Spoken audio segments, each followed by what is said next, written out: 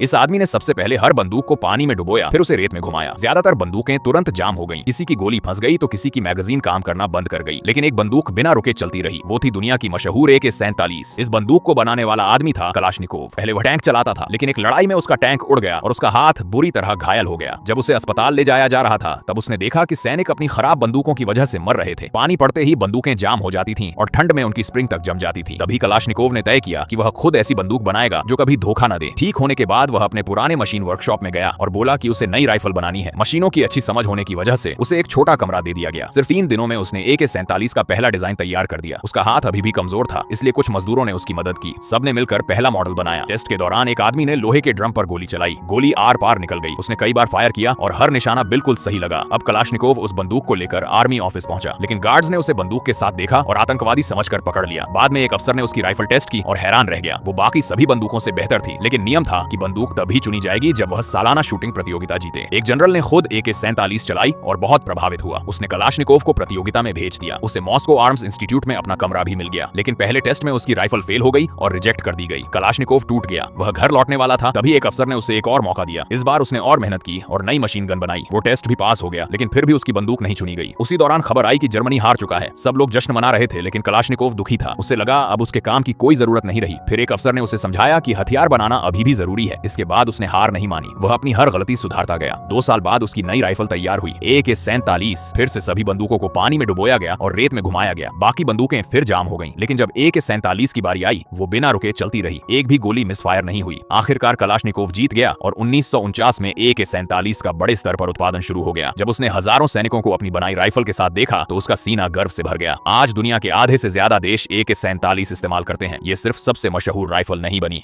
बल्कि दुनिया में सबसे ज्यादा मौतों की वजह भी बनी। तो दोस्तों, आपका फेवरेट बंदूक कौन सा है? कमेंट